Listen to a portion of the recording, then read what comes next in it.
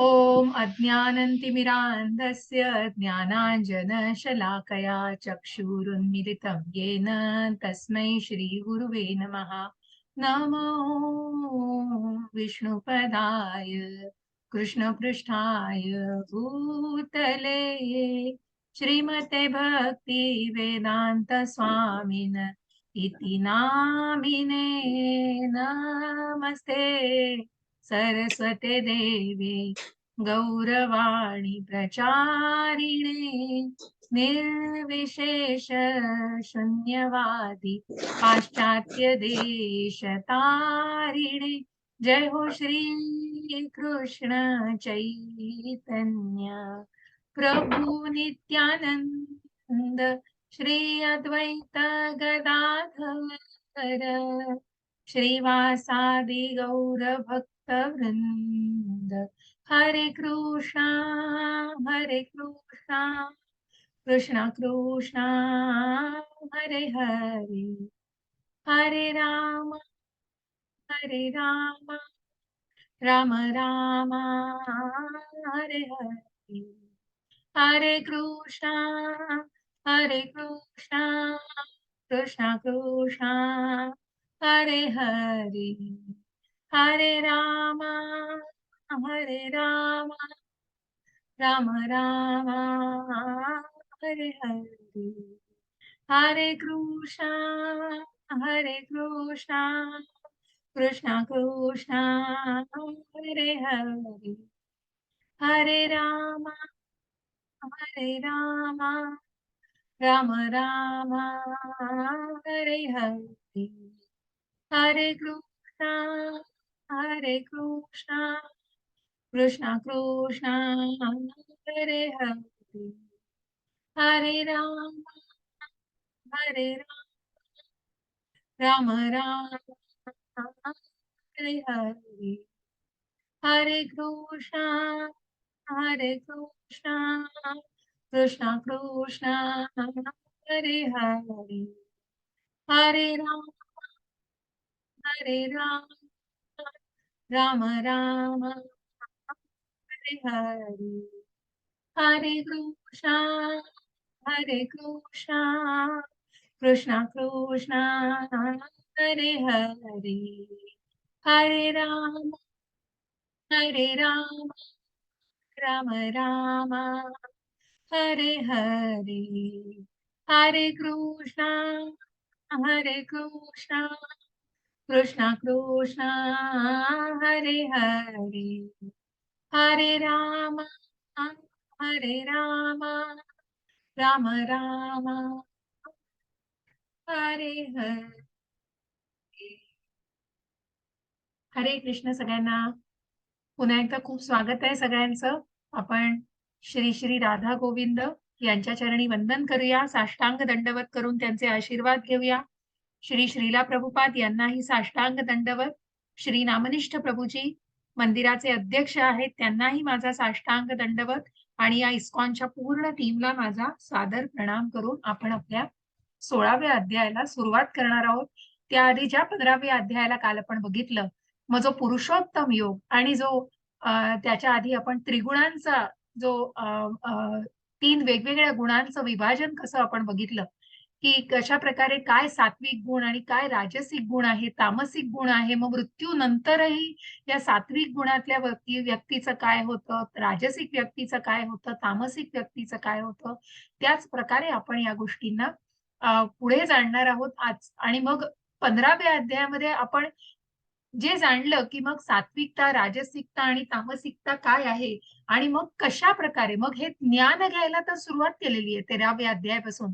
मग हे ज्ञान कशासाठी आहे, तर भौतिक जगतापासून कुठेतरी मुक्तीचा मार्ग मिळवण्यासाठी. मग ज्या 13व्या अध्यायामध्ये अर्जुनाला जे प्रश्न पडलेले होते, की मग काय आहे प्रकृती, काय आहे क्षेत्र, क्षेत्रज्ञ आणि मग हे ज्ञान काय आहे, ज्ञानम काय आहे, कुणाला जाणायचंय, तर त्या परमात्म्याला जाणायचंय. आणि त्या परमात्म्यालाच, त्या परब्रह्म परमतत्व पुरुषोत्तमाला आपण ज्या वेदांत सूत्रांपासून आपण जाणलेलं आहे, की ज्या वेदांचा अंत हा भगवंत हो. ज्यांनी वेदांचा अभ्यास केलेला आहे आणि कृष्णालाच जाणलेलं नाही, जिथे कृष्ण मिसिंग आहे तिथे त्या वेदांचा अभ्यास काय केलेला आहे, मग कुठलं ज्ञान आहे. आणि म्हणूनच या ज्ञानाच्या सगळ्या ज्ञानाच्या मार्गदर्शनाने आणि या ज्ञानापासूनच आपल्याला जाणून घ्यायचं आहे, की मग कुठेतरी त्रिगुण हे जे आहेत, कारण ह्या मायेच्या सत्व, रज आणि तम हे त्रिगुणांचा प्रभाव आहे. कारण ह्या मायाजालामध्ये मनुष्य आहे. हा जीवात्मा हा या मायेमध्ये आहे. काम, क्रोध, लोभ, मद, मोह, मत्सर या षड्रिपूंमध्ये आहे. आणि मग ह्या त्रिगुणांचा प्रभाव आहे त्या जीवात्म्यावरती आणि त्याप्रमाणे तो आचरण करतो आहे.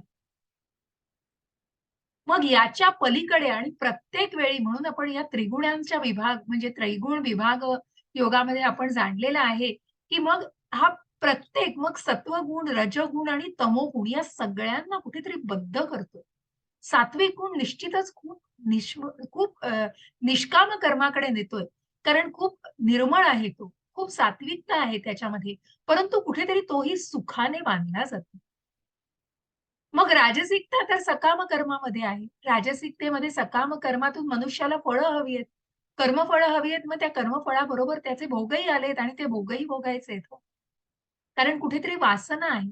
ज्या दुसऱ्या अध्यायापासून आपण बघतो आहोत, की मन, इंद्रिय आणि बुद्धी याच्यावरती कुठेतरी त्या वासनेचा, त्या काम वासनेचं आच्छादन आहे आणि म्हणूनच मग जरी इच्छा नसली तरी मनुष्य त्या गोष्टीकडे खेचला जातो. कारण कुठेतरी ती वासना कारण मग जी गोष्ट मिळवायची आहे ती कुठल्याही पद्धतीने का होईना पण ती मिळवायची आहे आणि म्हणून ती राजसिकता. काम करायची म्हणून दिनचर्या जी आहे त्या दिवसाला सुद्धा या त्रिगुणांनी विभागलं गेलेलं आहे. मग सकाळचा जो ब्रह्ममुहूर्त आहे 4:30 ते 9 वाजेपर्यंत मग जो प्रातःकाल असतो, तो सत्वगुणामध्ये असते आणि म्हणूनच मग जेव्हा नामस्मरण केलं जातं या काळामध्ये तेव्हा प्रत्यक्ष भगवंतांचं वास्तव्य असतं. आणि म्हणूनच त्या नामस्मरणाला एक वेगळी प्रचिती तुम्ही स्वतःच घेऊ शकता. कारण इतका तो ब्रह्ममुहूर्ताचा काळ असतो. मग त्याच्यानंतरही नामस्मरण केलं जातं. मग 9 ते 5 जसं वर्किंग अवर्स असतात. कारण मग कुठेतरी वासनेमध्ये मनुष्य काम करतोय, क्रियाकलापांमध्ये आहे, पण तो सकाम कर्मामध्ये आहे. आणि मग त्याच्या पुढचा जो काळ आहे, जो संध्याकाळ नंतरचा काळ आहे, तो कुठेतरी तामसिकतेमध्ये आहे. कारण मग कुठेतरी आळस आहे, प्रमाद आहे आणि मग झोपेकडे. मग मनुष्याला निद्रा येण्याचीच ती लक्षणं असतात. अशा प्रकारे त्या दिवसाची सुद्धा अशा विभागणी केलेली आहे. आणि म्हणून या सत्व, रज आणि तम या गुणांच्या गुणातीत होणं की मग जर ही जर या भौतिक बंधनांपासून कुठेतरी मुक्त व्हायचं असेल, तर निश्चितच गुणातीत व्हायचंय. ज्या अकर्मी, ज्या नारद मुनींचं आपण उदाहरण घेतलेलं आहे. आणि मग कोण हे देऊ शकतं? तर मग ज्या आपण गोस्वामींना बघितलं, मग जे ज्ञानाचे चक्षु ज्यांना आहेत, त्या ज्ञानाचे चक्षु असलेलेच ही गोष्ट जाणू शकतात. आणि मग एक उत्तम आध्यात्मिक गुरु याच्याबद्दल ज्ञान देऊ शकतो. आणि मग ज्या 15व्या अध्यायामध्ये आपण जाणलं, की भौतिक जग हे कुठे हे काय आहे? तर हे या वास्तविक जगामध्ये तुम्हाला या आध्यात्मिक स्वरूपाचं म्हणजे आपण ज्या वटवृक्षाला म्हटलेलं आहे, ज्या वटवृक्षाला कुठेतरी अध्यात्माचं महात्म्य दिलेलं आहे. मग त्याची पानं वेदांचं, पानं त्याची मंत्र आहेत. त्याच्या डहाळ्या सगळ्याचं त्याला आध्यात्मिक असं महत्त्व आहे पूर्ण वृक्षाला. परंतु हा वृक्ष जेव्हा त्याची मुळं वरती आणि फांद्या खाली दिसतात, ते कुठेतरी प्रतिबिंबित आहे हो ते वृक्ष. आणि म्हणून भौतिक जग हे आध्यात्मिक जगाचं प्रतिबिंब आहे. म्हणून त्या पाण्यामध्ये दिसणारं ते जे आध्यात्मिक झाड आहे, आध्यात्मिक वटवृक्ष आहे, त्याचं प्रतिबिंब हा भौतिक वृक्ष आहे. कारण ही वास्तविकता आपल्याला या भौतिक जगामध्ये उपभोगता येणं खूप कठीण आहे. कारण हा आध्यात्मिकता भगवंतांचा आध्यात्मिकपणा दाखवलाय. म्हणून भौतिक आणि आध्यात्मिक गोष्टींमध्ये आपण तोच फरक जाणलेला आहे. कारण या भौतिक जगतामध्ये आपण कुठेतरी मायेच्या नियंत्रणाखाली आहोत, परंतु भगवंत हे मायेचे नियंत्रक आहेत. आणि म्हणून भगवंतांनी इथे सांगितलंय, की या भौतिक जगापासून अलिप्त होणं, प्रत्यक्ष भगवंत याच्यापासून अलिप्त आहेत हो. कारण आध्यात्मिक, भौतिक प्रकृतीची निर्माण केलेले आहेत, परंतु अद्वितीय आहेत. ते यापासून सगळ्यापासून ते स्वतः याच्यापासून अलिप्त आहेत आणि म्हणूनच जर या भौतिक जगतापासून मुक्तता हवी असेल, तर त्याला मुळापासून छेदलं पाहिजे हो. कारण ते इंद्रिय विषय, त्या ज्या वासना आहेत, कारण कुठेतरी त्या वासनाच ओढतायत मनुष्याला त्याच्याकडे. आणि त्याच्याही पुढे आज आपल्याला म्हणून त्याचा जाणायचं आहे. कारण मग तो कुठेतरी एका फांदीवरून दुसऱ्या फांदीवरून, कारण का त्या इच्छेने ते स्थलांतर होतंय. म्हणून 84 लक्ष योनीमधून जन्म मिळतो आहे. आणि मग आपण जे सर्वस्य चाहं हृदि सन्निविष्टो, की परब्रह्म भगवंत हा सगळ्याची देखभाल करतोय हो. भगवंत सगळ्याचं रक्षण करतोय. भगवंतांनी सगळ्यांचा स्वीकार केलेला आहे. सगळ्यांचा रक्षणकर्ता म्हणून आहे. ज्या माळेवरती आपण म्हटलं, की ज्याचा आधार आहे, आश्रय भगवंत आहेत. मग ज्या प्रत्येक ब्रह्मांडामध्ये भगवंत आहेत, महाविष्णूचं तत्व म्हणून, ज्या गर्भोदकशाही विष्णूच्या बेंबीतून, कमळातून, बेंबीच्या कमळातून जे कमळ आलेले आहे त्याच्यावर ब्रह्मा आरूढ आहेत आणि त्यांनी ही सृष्टीची निर्मिती भगवंतांच्या आदेशाने केलेली आहे. आणि कृष्ण हे बीज देणारे पिता आहेत. ते प्रत्यक्ष कृष्ण देखभाल करतायत. म्हणून भगवंतांनी हे सगळं ज्ञान दिलेलं आहे. पण इच्छा ही मात्र भगवंतांनी तुमच्यावर ठेवली. आणि म्हणून मग या इच्छेने या 84 लक्ष योनीतून फिरत राहायचंय. त्या भौतिक जगतामध्ये स्वतःला गुरफटून ठेवायचंय. का जो मूळ आध्यात्मिक स्वभाव आहे आणि त्या अध्यात्माकडे प्रगत व्हायचं आहे, प्रगती करायची हे आपण जाणायचंय. आणि म्हणून भगवंतांनी अर्जुनाला सांगितलं, की या सगळ्याचं हे जे गुप्त ज्ञान आहे आणि या वेदांचं ज्ञान मी तुला पूर्णपणे माहीत करून दिलंय. म्हणून त्या परा आणि अपरा मग ज्या पराशक्तीचा भगवंत भाग आहेत. म्हणून या भौतिक ज्या च्युत आणि अच्युत, च्युत म्हणजे भौतिक आणि अच्युत म्हणजे आध्यात्मिक, त्याच्याही पलीकडे जाऊन जो वेदांत सूत्रांचा नियंत्रक आहे, जो सर्व सर्व वेदांचा नियंत्रक आणि सर्वोच्च नियंत्रक आहे, तो परमतत्व, तो परमेश्वर, तो भगवंत आहे. तो आध्यात्मिक आहे. त्याचा शरीर आणि आत्मा हा एकच आहे. मग त्याला इंद्रिय वेगवेगळी अशी नाहीत आणि त्यांना मग त्याचं एक इंद्रिय कितीतरी वेगवेगळ्या इंद्रियांची सुद्धा कामं करू शकतात. जसं आपण आपल्या नाकाने वासच घेऊ शकतो, आपण आपल्या तोंडाने खाऊच शकतो, तसं भगवंतांचं नाही. भगवंतांचं आध्यात्मिक आहे. भगवंत हे आध्यात्मिक आहेत. त्यांच्या आंतरिक शक्तींमुळे ते इंद्रियांचा निरनिराळ्या गोष्टींनी सुद्धा त्या स्वरूपात उपयोग करू शकतात. आणि हाच फरक आहे त्यांच्या आंतरिक शक्तींनी, ज्या पंचतत्व मंत्रामध्ये मग आपण जाणलेलं आहे, की प्रत्यक्ष चैतन्य महाप्रभू जे राधेचा आणि कृष्णाचा हा मिलन आहे. कारण ज्या राधेच्या तत्वाला जाणण्यासाठीच चैतन्य महाप्रभूंनी प्रकट झालेले आहेत, त्यांनी जन्म घेतलेला आहे.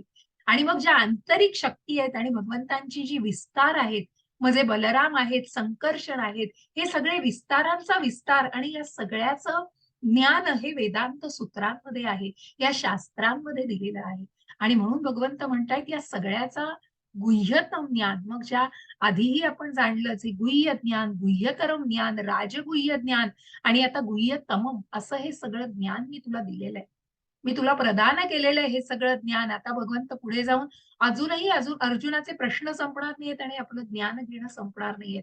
आणि म्हणून या 16व्या अध्यायामध्ये अर्जुनाला प्रश्न पडलाय आणि भगवंत आधीच सांगतायत अर्जुनाला प्रश्न 17व्या अध्यायातही पडलेत.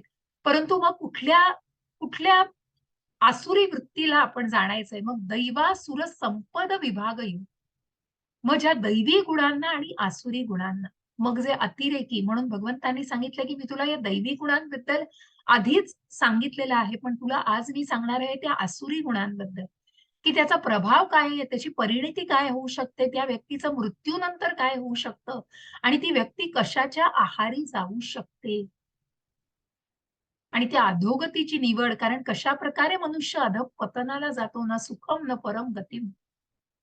कारण तो दंभ, दर्प असा सगळ्या प्रकारचा कुठेतरी अतिरेकीपणा अंगामध्ये असतो. अहंकार असतो, खोटा अहंकार असतो.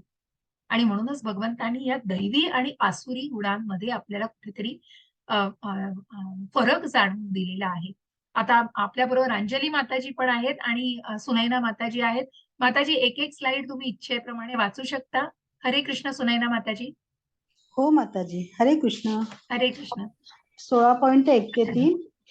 श्री भगवान म्हणाले, निर्भयपणा, सत्वशुद्धी, आध्यात्मिक ज्ञानाचे अनुशीलन, दान, आत्मसंयम, यज्ञकर्म, वेदाध्ययन, तपस्या, साधेपणा, अहिंसा, सत्य, क्रोधातून मुक्तता, त्याग, शांती, दोष काढण्याचा वृत्तीचा तिटकारा, सर्व जीवांच्या प्रती दयाभाव, लोभविहीनता, सौम्यता, विनयशीलपणा, दृढ निश्चय, उत्साह, क्षमा, सूची आणि द्वेष व सन्मानाच्या अभिलाषेपासून मुक्ती, हे सर्व दैवी गुण हे भारतात दैवी स्वभावाच्या मनुष्यामध्ये आढळतात.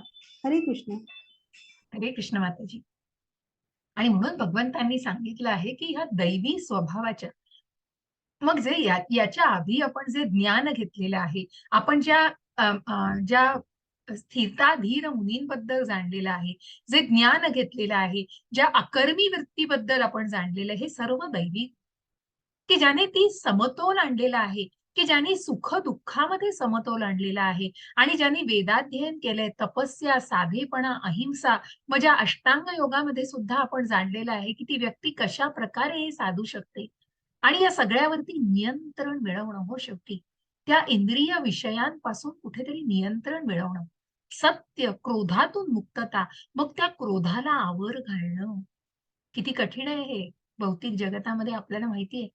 आपण अजूनही कितीतरी वेळा म्हणजे कृष्ण भावनेमध्ये आपण आहोत, परंतु कितीतरी वेळा म्हणूनच मी जे सांगते की प्रत्यक्ष गीता आचरणात आणणं. कारण हे सगळं ऐकतोय, कबूल आहे, प्रापंचिक जगामध्ये आपल्याला अनुभव वेगवेगळे येतात, परंतु तीच परिस्थिती आपण कशा प्रकारे हाताळू शकतो.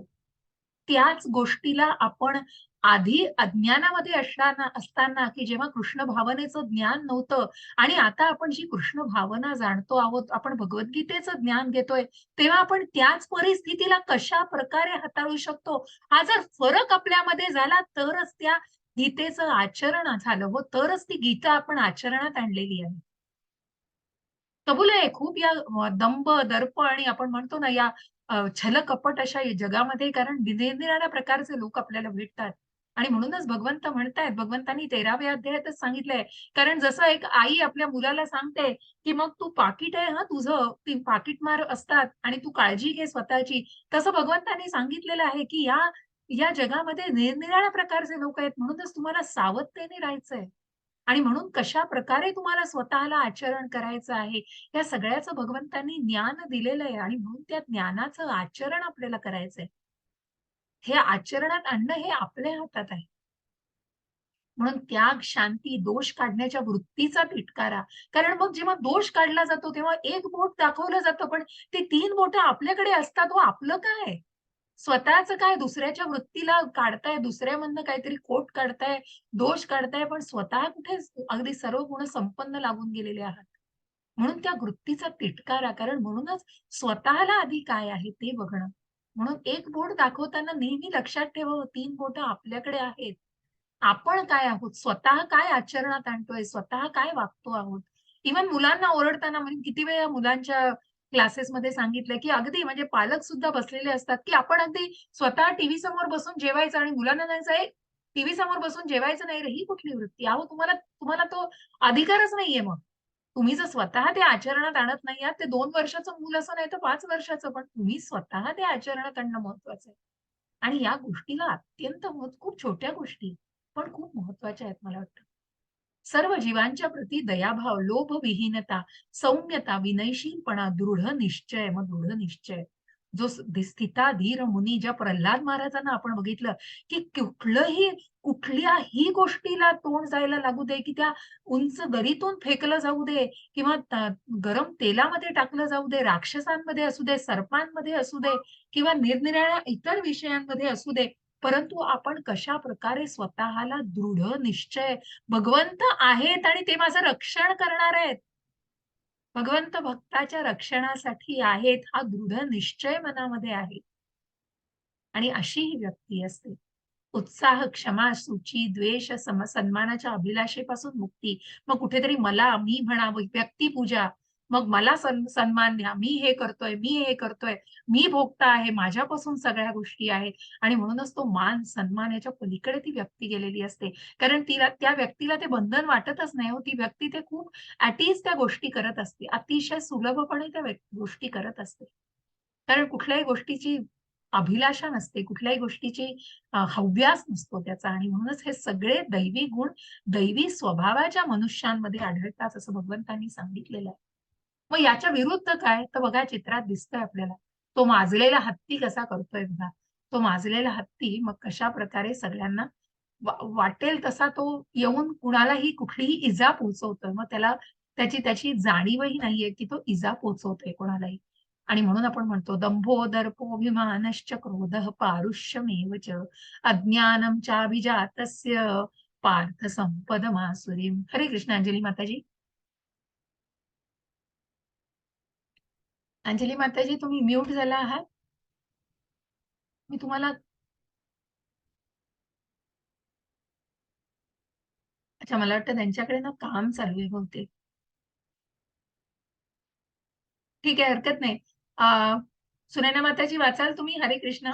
हो हो वाचते मला वाटतं माताजी. त्यांच्याकडे काम चालू आहे ना, कदाचित त्या लीव्ह झाल्या असतील. असेल, असू दे. काही हरे नेटवर्क कृष्ण. इश्यू असेल. हरे कृष्ण माताजी. हे पार्थ, दंभ, उर्मटपणा, अभिमान आणि अज्ञान हे आसुरी प्रकृतीत जन्मलेल्या लोकांचे गुण आहेत. हरे कृष्ण. हरे कृष्ण. आणि म्हणून मग ज्या दैवी स्वभावाच्या विरुद्ध जो दंभ, उर्मटपणा, अभिमान, मग तो दंभ दांभिकता असते, कुठेतरी स्वतःबद्दल खोटा अहंकार, उर्मटपणा, मग स्वतः इतरांच्या भावनांना कुठलाही महत्वच द्यायचं नाही, त्याची काही कदरच करायची नाही, जे काही तोंडाला येईल ते बोलायचं, की समोरचा माणूस दुखावला जातोय किंवा त्याच्या भावनांना आपण ठेच पोहोचवतोय, याचाही त्याला कुठल्याही प्रकारचा मग त्याच्यामध्ये लवलेशही नसतो आणि खोटा अभिमान होतो. अज्ञान असतं, कारण तो सगळं अज्ञानात, जे काही वागत असतो ते सगळं अज्ञानात. आणि म्हणून हे आसुरी प्रकृतीत जन्मलेल्या वृत्तीचे लोक असतात. दैवी संपद विमोक्षाय निबंधाय आसुरीमता मा शुचः संपदम दैवीम अभिजातोसी पांडव. हरे कृष्ण माताजी. हरे कृष्ण. दैवी गुण मोक्षदायक असतात, तर आसुरी गुण बंधनकारक असतात. हे पांडवा, तू चिंता नको करूस, कारण तू दैवी गुणांसह जन्मलेला आहेस. हरे कृष्ण. हरे कृष्ण. जो दैवी मनुष्य असतो, ज्या दैवी गुणांना आपण जाणलं, की तो मोक्षाच्या मार्गाकडे आधीच लागलेला असतो. कारण कुठलीही गोष्ट त्याला बंधनकारक नसते, त्याला या भौतिक इच्छांचा, त्याला या भौतिक जगताचा कुठलाही मोह नसतो आणि म्हणूनच तो मोक्षदायक असतो. दैवी गुणांनी जन्मलेला मनुष्य हा मोक्षाच्या मार्गे लागलेला असतो. पण हेच आसुरी गुण का? जे राजसिक, तामसिक, मग सात्विकताही कुठेतरी बांधतच असते आणि मग ती कुठेतरी भौतिक बंधनांमध्ये बांधून ठेवत असते, कारण वासना आहे, इच्छा आहेत, आकांक्षा आहेत, लोभ आहे, मोह आहे, क्रोधाच्या भावना आहेत, या सगळ्या कुठेतरी बांधतायत मनुष्याला. आणि म्हणून मग भगवंत अर्जुनाला मात्र अगदी खात्रीने सांगतायत, की तू काळजी करू नकोस, कारण तू दैवी गुणांसह जन्मलेला आहेस. पांडव हे दैवी गुणांसह जन्मलेले आहेत. हरे कृष्ण माताजी. हरे कृष्ण. 16.6. हे पार्थ, या जगतामध्ये दैवी आणि आसुरी असे दोन प्रकारचे जीव आहेत. मी यापूर्वीच तुला दैवी गुणांचे विस्तारपूर्वक वर्णन सांगितले आहे. आता माझ्याकडून आसुरी गुणांचे विवरण ऐक. हरे कृष्ण. हरे कृष्ण. ज्या दैवी लोकांबद्दल, ज्या स्थिताधीर मुनी, मग जो दृढ निश्चय असलेले, जे अकर्मी आहेत, जे निष्काम कर्म करणारे आहेत, अशा सर्व दैवी गुणांचं वर्णन आपण विस्तारपूर्वक ऐकलेलं आहे. मग आता हे आसुरी लोक काय आहे? आसुरी गुण प्रत्यक्षात काय विश्लेषण आहे? त्याचं भगवंतांनी विश्लेषण, त्याचं भगवंतांनी अजून सखोल प्रकारे ज्ञान दिलेलं आहे. प्रवृत्तिं च निवृत्तिं च जनान विदुरासुराः न शौचं नापि चाचारो न सत्यं तेषु विद्यते. हरे कृष्ण माताजी.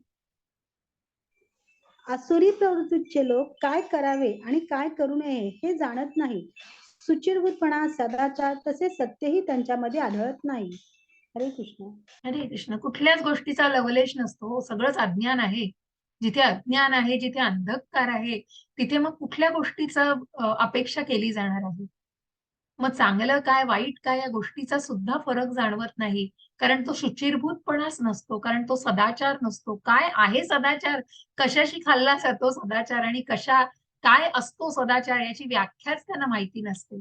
कारण हे सगळे अज्ञानामध्ये जाणत असतात आणि असं सत्यही त्यांच्यामध्ये आढळत नाही. कुठल्याही प्रकारचं आपण म्हणतो ना, की ज्याला कुठेतरी सत्याला जाणून किंवा ज्याची चाल आहे, जे काही आचरण करतो आहोत, त्याची कुठेतरी चाल असली पाहिजे. ते आपण चांगलं वागतोय, वाईट वागतोय, या कुठल्याच फरकामध्ये ते गणलं जात नाही आणि म्हणूनच आसुरी प्रवृत्तीचे लोक यांना काय करावं आणि काय करू नये यामध्ये फरक करू शकत नाहीत.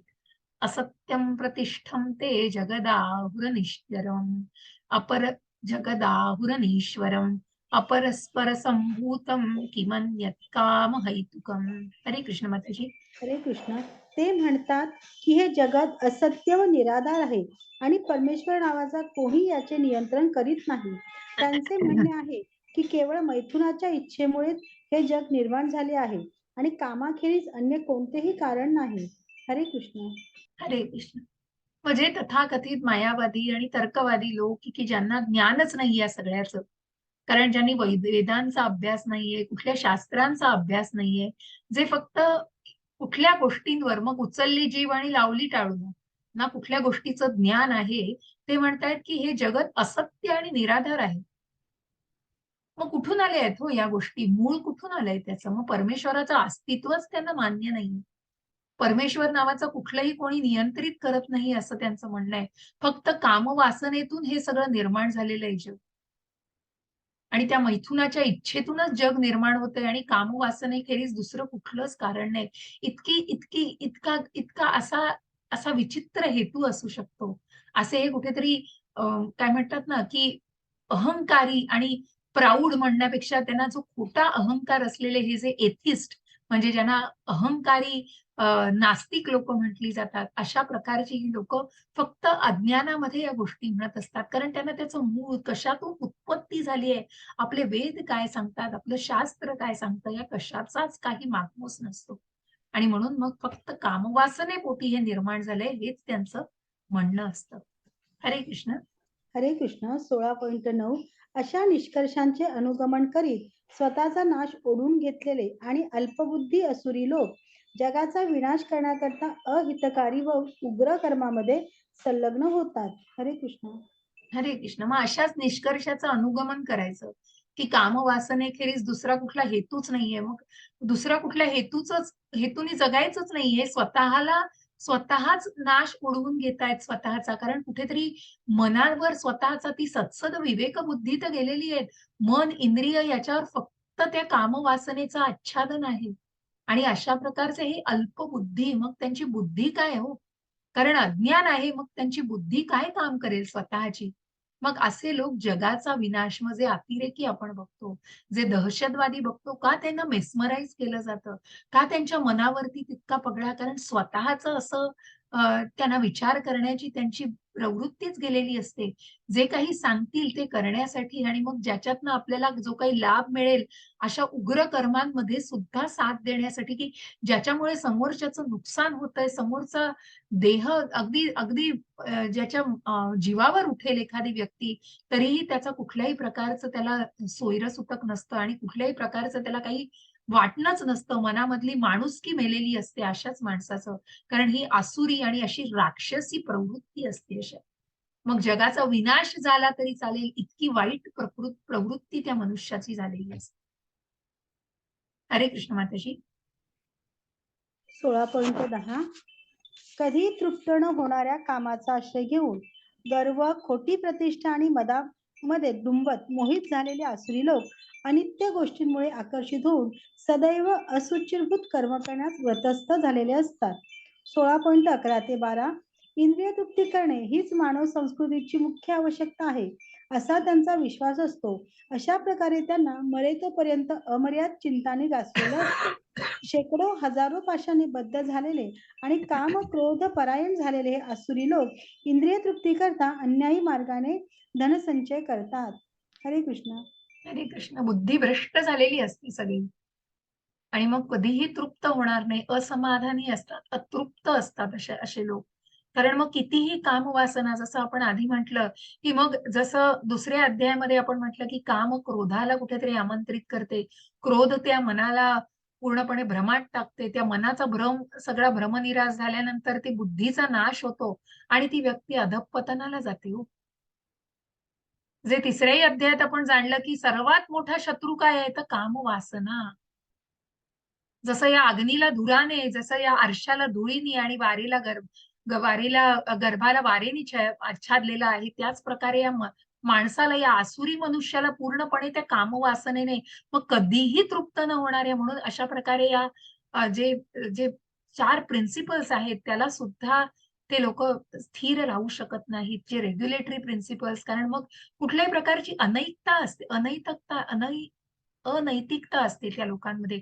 नैतिकता काय आणि अनैतिकता काय याच्यातला संबंधच जाणत नाहीत. म्हणून मधामध्ये डुंबलेले असतात.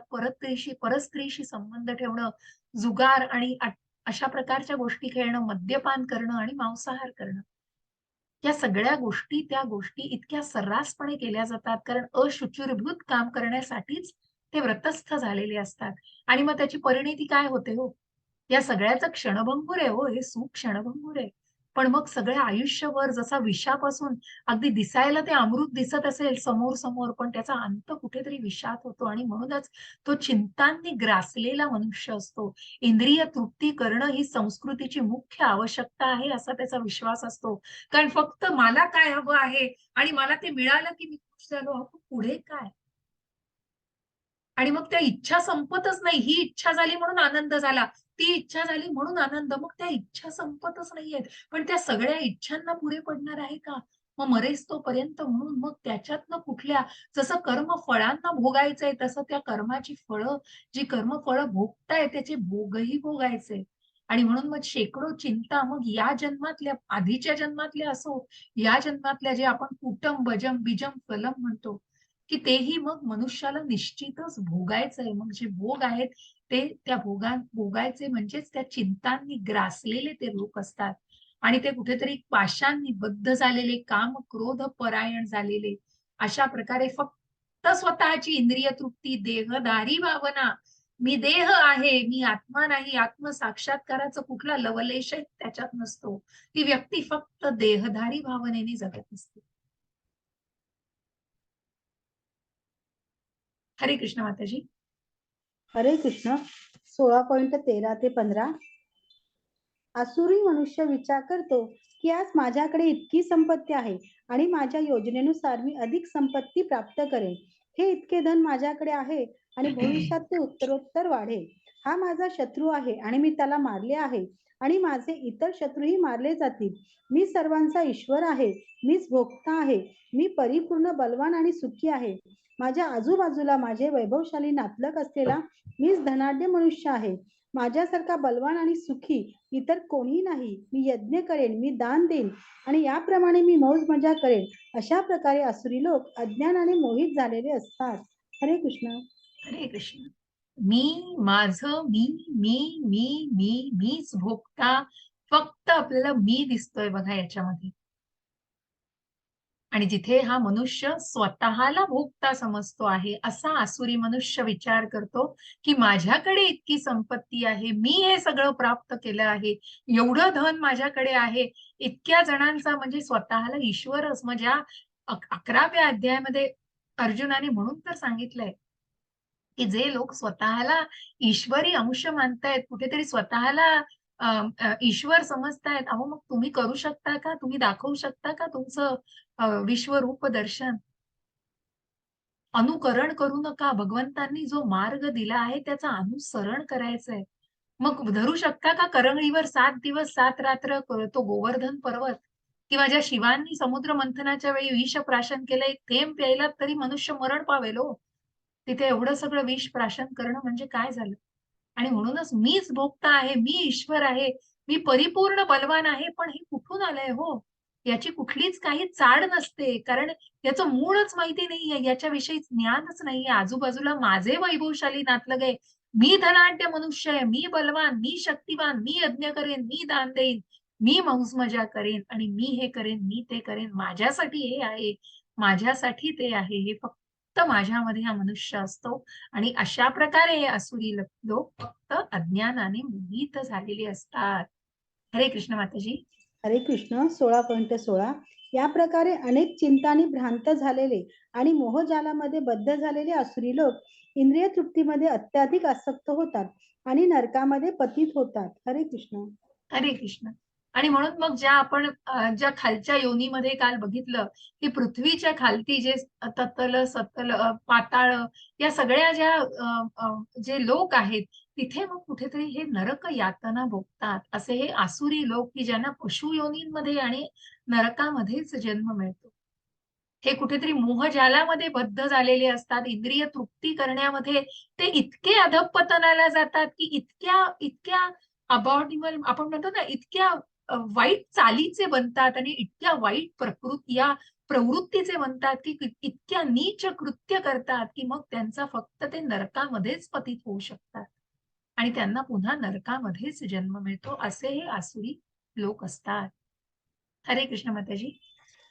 16.18 नित्य अहंकार, बळ, गर्व, काम आणि क्रोध यांनी मोहित झालेले आसुरी लोक स्वतःच्या देहामध्ये आणि इतरांच्या देहामध्ये स्थित असलेल्या परमपुरुष भगवंताचा द्वेष करतात आणि खऱ्या धर्माची निंदा करतात. हरे कृष्ण.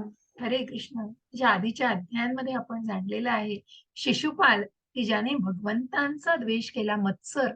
माझ्या राजगुह्य ज्ञान तुम्ही घेतलं 9व्या अध्यायामध्ये, तेव्हा सांगितलंय की भगवंतानी सांगितलं की तू तू माझा मत्सर करत नाहीस म्हणून हे ज्ञान मी तुला देतोय.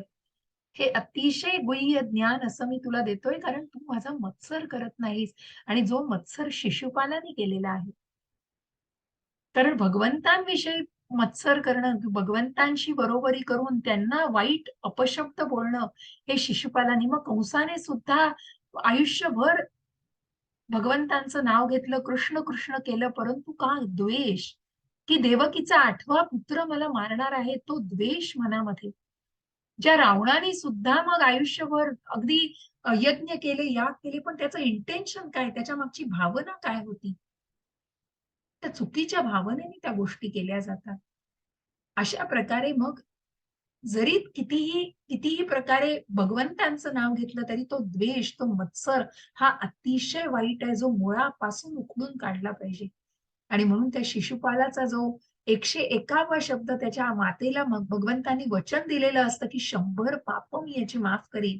परंतु ज्या राजसूय यज्ञाच्या वेळेला जेव्हा भगवंतांना योग्य असं स्थान, महत् स्थान प्रदान केलं जातं, त्यावेळेला ते शिशुपालाला ते बघवत नाही आणि तो मत्सरापोटी इतके वाईट शब्द भगवंतांना बोलतो की सर्व लोक धावून जातात, परंतु भगवंत म्हणतात की काळजी करू नका, थांबा, धीर धरा. आणि मग 101व्या अपशब्दाला मात्र त्याचा शिरच्छेद केला जातो, तरीही त्याला मोक्ष मिळतो, कारण भगवंतांच्या सुदर्शन चक्राने त्याचा शिरच्छेद केला जातो. आणि म्हणून भगवंत म्हणतायत, हरे कृष्ण. हरे कृष्ण. 16.19 जे द्वेषी, क्रूर आणि नराधम आहेत त्यांना मी चिरकालासाठी भवसागरामधील विविध आसुरी योनीत टाकीत असतो. हरे कृष्ण. हरे कृष्ण. म्हणून मग ते आसुरी योनीमध्येच असतात, जे क्रूर आहेत, नराधम आहेत. जसं आपण 7व्या अध्यायात की जे भगवंतांना शरण जाऊच शकत नाही, असे कोण लोक जे नराधम आहेत, जे अदृष्ट प्रवृत्तीचे आहेत, जे राक्षसी आसुरी वृत्तीचे आहेत, त्यांना या भवसागरातील खालच्या योनीमध्येच, आसुरी योनीमध्येच जन्म मिळतो. हरे कृष्ण माताजी. हरे कृष्ण. 16.20 हे कोणते या आसुरी योनीमध्ये वारंवार जन्म घेणारे असे लोक कधीही माझ्याकडे येऊ शकत नाहीत. हळूहळू ते अत्यंत अधम गतीला प्राप्त होतात. हरे कृष्ण. हरे कृष्ण. ज्याचा उल्लेख आपण आधी केला की आसुरी लोक हे कधीच भगवंतांना शरण जाऊ शकत नाही, कधीही भगवंतांकडे येऊ शकत नाही, आणि म्हणूनच ते कुठेतरी अधोगतीला, अधम गतीला प्राप्त होतात. आणि म्हणूनच मग ते त्या नरक यातनेमध्ये आणि नरक लोकामध्येच त्यांना प्राप्ती मिळते. मग हे सगळं कसं होतं आणि याची कारणं काय आहेत? जसं आपण म्हटलं, कामवासना आहेत, परंतु याची दारं आहेत. कुठली 3 दारं आहेत बघा. त्रिविधम नरकस्येदं द्वारं नाशनमात्मनः काम क्रोधस्तथा तस्मादेतत्त्रयं त्यजेत. हरे कृष्ण माताजी.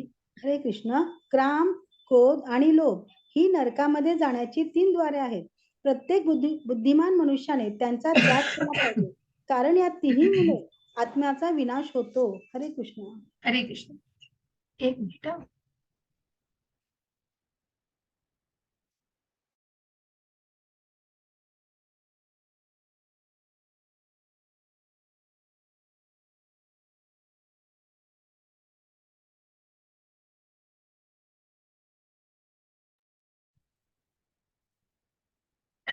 चल. आणि म्हणून मग ही 3 द्वार, जसं म्हटलंय की काम वासना, त्याच प्रकारे काम, क्रोध, लोभ, हे 3 नरकामध्ये जाणारी द्वार आहेत. ती 3 रस्ते दिसतायत बघा आपल्याला. मग या सगळ्या वृत्तीचे लोक जे कामवासनेत आहेत, क्रोधामध्ये आहेत, लोभामध्ये आहेत, हे फक्त नरक योनीमध्येच जाऊ शकतात आणि ही 3 द्वारं या नरकामध्ये नेणारी आहेत. म्हणून प्रत्येक बुद्धिमान मनुष्याने त्याचा त्याग केला पाहिजे. आणि त्याचा त्याग केला तरच मनुष्य या पुढच्या पायऱ्यांवर जाऊ शकतो. जो मनुष्य त्याग करतो या 3 द्वारांचा, त्याच्यासाठी हे पुढची द्वारं, पुढचे जिने, मग पुढच्या पायऱ्या चढणं हे अत्यंत श्रेयस्कर असते. हरे कृष्ण माताजी. हरे कृष्ण. 16.22 हे कोणते या? जो मनुष्य नरकाच्या या 3 द्वारातून सुटला आहे तो आत्मसाक्षात्कारासाठी श्रेयस्कर असे कार्य करत असतो आणि क्रमशः परमगतीला प्राप्त होतो. हरे कृष्ण. जो 3 द्वारातून सुटला तो भगवंतांच्या चरणी बघा, ज्या आध्यात्मिक मार्गाला लागलेला आहे. मग जे स्पिरिच्युअल नॉलेज, जे आध्यात्मिक ज्ञान, इंद्रियांचं नियंत्रण, तप, स्टडी ऑफ वेदांचा अभ्यास आणि मग एका उत्तम गुरुचं मार्गदर्शन घेऊन या सगळ्या गोष्टी केल्या जातात. आणि ती व्यक्ती, मी शरीर नाही आत्मा आहे, ही गोष्ट बोलायला खूप सोपी आहे, परंतु प्रत्यक्षात एका उत्तम गुरुकडून हे जाणून घेऊन मग जेव्हा तो अभ्यास केला जातो आणि त्या पूर्ण वेदांचा अभ्यास आणि अनेक साधना, तप केलं जातं, तेव्हा निश्चितच भगवंतांच्या धामाची प्राप्ती केली जाते. यशास्त्र विधिमुत्सृज्य वर्तते कामकारतः न स सिद्धिम वाप्नोति न सुखम न पराम गतिम. हरे कृष्ण माताजी. हरे कृष्ण. जो शास्त्रविधीचा त्याग करतो आणि आपल्या लहरीप्रमाणे कर्म करतो त्याला सिद्धी, सुख आणि परमगती प्राप्त होत नाही. हरे कृष्ण. हरे कृष्ण. मग ज्यांनी शास्त्राचा अभ्यास, जसं आधीच्या याच्यावर आपण कुठेतरी उत्तम गुरुकडून ज्ञान घेऊन वेदांचा अभ्यास, साधना करणं, मगच कुठेतरी इंद्रिय, जे अष्टांग योगामध्ये आपण जाणलं, यम आहे, नियम आहे, आसन, प्रत्याहार, प्राणायाम, धारणा, ध्यान, समाधी, या सगळ्या गोष्टी जशा आहेत त्याप्रमाणे या शास्त्र, मग जे कोणी ज्या काही पूजा अर्चा आपण करतो, रुद्र करतो, कुठल्याही पूजा आपण करतो, मग सत्यनारायणाची पूजा असते, त्याचा काही विधी असतो, कुठल्या इतरही पूजा मग या शास्त्र विधीनुसार केल्या जातात. परंतु जी ही व्यक्ती, जी आसुरी वृत्तीची व्यक्ती असते, मी म्हणेन तीच पूर्व दिशा, आणि कुठल्याही या विधींचा उपयोग न करता त्याचा त्याग करतो आणि स्वतःच्याच लहरीप्रमाणे कर्म करतो, त्याला सिद्धी, सुख आणि परमगती प्राप्त होत नाही. कारण हे सगळं जाणायचंय कुठून? उत्तम गुरुकडून. ऍक्सेप्टन्स ऑफ स्पिरिच्युअल मास्टर, जे प्रत्यक्ष भगवंतांनी आपल्या उदाहरणाने सांगितलंय. तस्मात् शास्त्रम प्रमाणम ते कार्य व्यवस्थितौ ज्ञात्वा शास्त्र विधानोक्तम कर्म कर्तुर्मिहारसी. म्हणून मनुष्याने शास्त्रविधीद्वारे कार्य आणि अकार्य यांच्यातील भेद जाणलं पाहिजे. अशी विविध विधाने जाणून मनुष्याने कर्म करावे जेणेकरून त्यांची क्रमशः उन्नती होईल. हरे कृष्ण. हरे कृष्ण. आणि म्हणूनच या आध्यात्मिक गुरूंकडून ज्ञान घेऊन कार्य काय आहे, जे कर्म करायचं आहे ते कुठल्या विधींनुसार करायचं आहे, त्याचं महात्म्य काय आहे, त्यामधला भेद जाणला पाहिजे. अकार्य काय करतो आहोत आणि अकार्य काय करतो आहोत, की कुठल्याही प्रकारच्या चुकीच्या गोष्टींचा मार्ग अवलंबला नाही पाहिजे. अशी सगळी विधी विधानं जाणून मनुष्याने ते कर्म केलं पाहिजे, जेणेकरून मनुष्याची क्रमशः उन्नतीच होईल. मग या आध्यात्मिक मार्गावरती प्रगतीच होईल, जिथे प्रत्यक्ष सांदीपनी ऋषींकडून भगवंत याचा ज्ञान संपादन करतायत. अशा प्रकारे प्रत्यक्ष भगवंतांनी आपल्या उदाहरणांनी दाखवलेलं आहे. आणि म्हणूनच अशी व्यक्ती जी ज्ञान घेतीये ती निश्चितच क्रमशः उन्नती, प्रगतीच्या मार्गावरती असते. इति षोडशोध्याय समाप्त. आपण निरनिराळ्या प्रकारचे क्रियाकलाप, मग कशा प्रकारे अशी व्यक्ती 3 द्वारातनं जर सुटली, काम, क्रोध, लोभ, तर निश्चितच ती भगवंतांच्या आत्मसाक्षात्कारी भावनेमध्ये स्वतःला मार्गस्थ करू शकते. आणि हे सगळं एक उत्तम मार्गदर्शन, उत्तम आध्यात्मिक गुरु हे ज्ञान देऊ शकतो.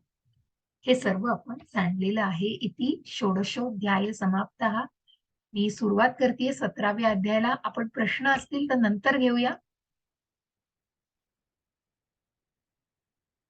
काही हरकत आहे कोणाची? अध्याय सगळ्यांना हवा आहे? 17वा अध्याय सुरू करू मी? आपल्याला बरोबर 5 वाजतील. 17वा अध्याय तेवढाच छोटा आहे. कोणाची काही हरकत असेल तर सांगा, त्याप्रमाणे आपण घेऊया. सगळ्यांना चालणार आहे घेतलेला? तुम्ही अनम्यूट होऊन बोलू शकता. हो, ओके, ओके. धन्यवाद, धन्यवाद. ठीक आहे. हो माताजी चालेल. Okay, okay. धन्यवाद प्रभूजी, धन्यवाद.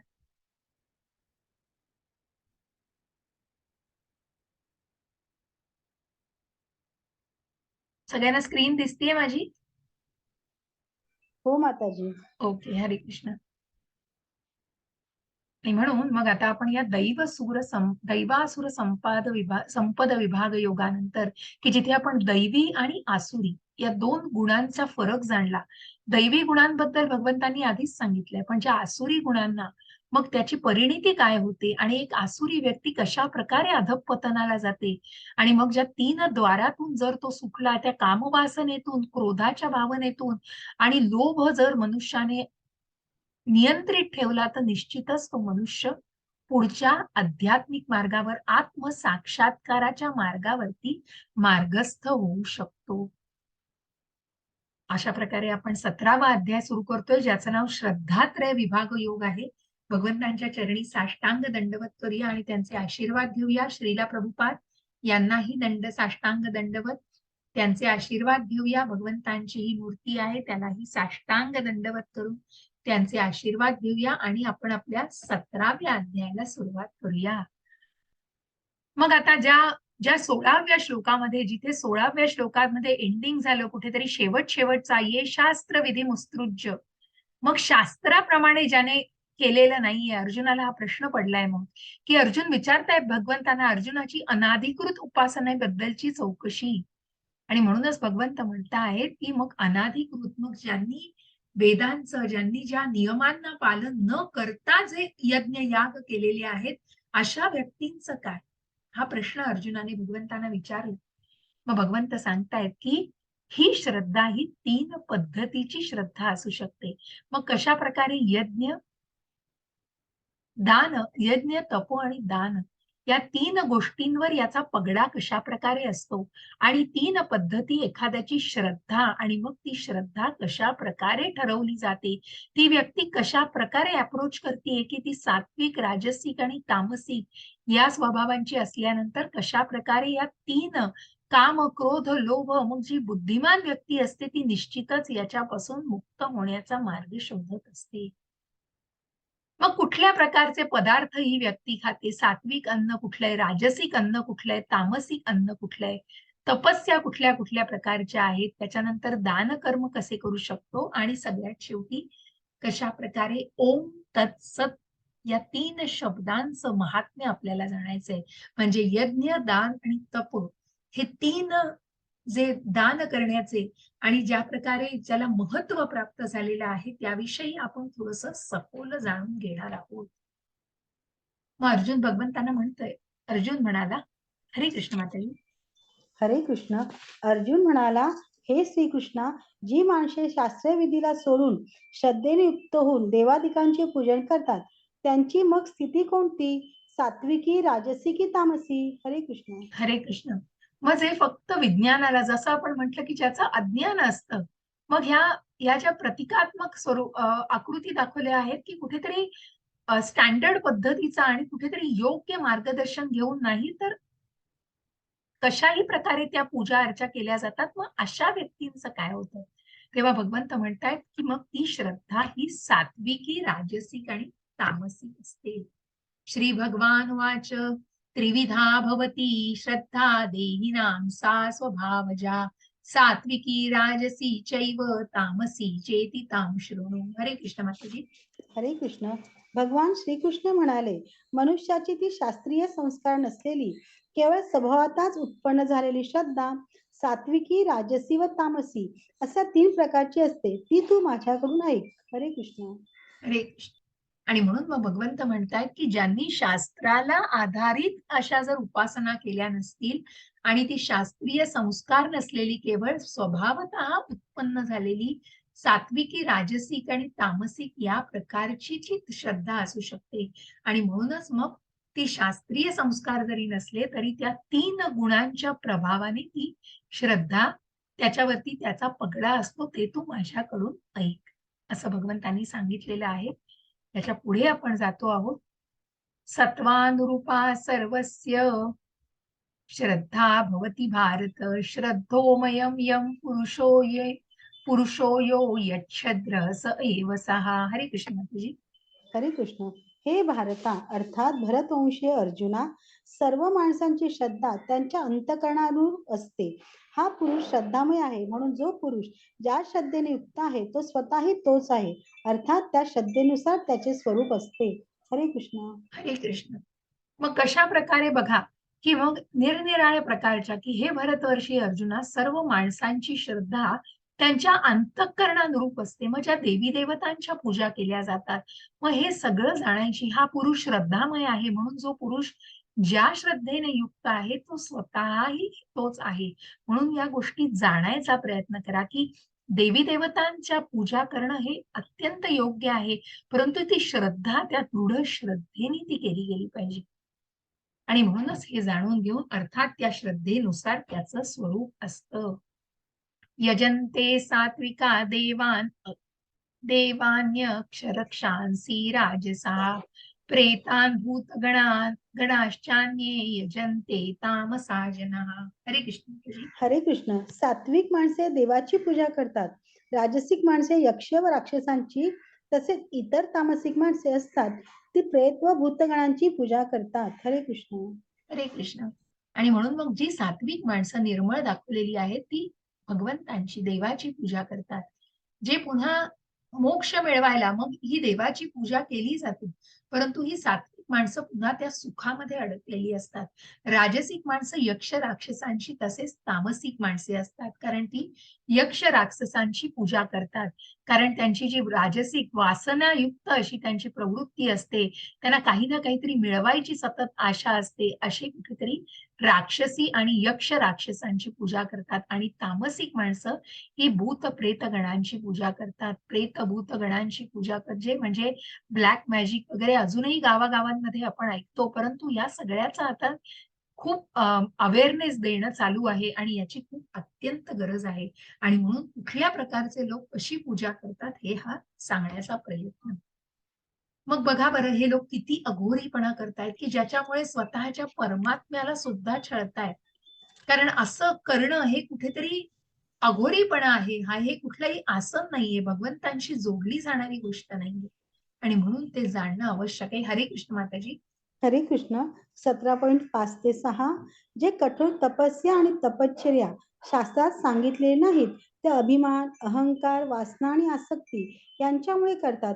जे उत्कंठेने प्रवृत्त होतात आणि जे आपल्या शरीराच्या अवयवांना तसेच आत वास करणाऱ्या परमात्म्याचा छळ करतात त्यांना राक्षस म्हणतात. हरे कृष्ण. हरे कृष्ण. म्हणजे कठोर तपस्या, तपश्चर्या शास्त्रात जे काही सांगितले नाहीये, अभिमान, अहंकार, वासना, आसक्ती याच्यामुळेच करतात. फक्त स्वतःला सेंटर ऑफ अट्रॅक्शन लोकांनी आपल्याकडे बघावं, म्हणजे तितकाच कुठेतरी उद्देश त्यांनी शास्त्रामधली, सायन्स मधलं अजून वाचलेलं नाहीये. परंतु कशा प्रकारे अभिमान, अहंकार, वासना, आसक्ती याच्यामुळे ते करतात, उत्कटतेने प्रवृत्त होतात. आणि जे आपल्या शरीराच्या अवयवांना, मग असे लोक, याला योग म्हणता येणार नाही, हा कुठेतरी अघोरीपणा आहे. इथे कृष्ण सुद्धा मिसिंग आहे. आणि हा कुठेतरी स्वतःला फक्त केंद्रित लक्ष करण्यासाठी या गोष्टी केल्या जातात. आणि तिथे अभिमान आहे, खोटा अहंकार आहे, वासना आहे, आसक्ती आहे. त्यामुळे जे उत्कटतेने प्रवृत्त होतात ते आपल्या शरीराच्या अवयवांना आत वास करणाऱ्या परमात्म्याचा देखील छळ करतात.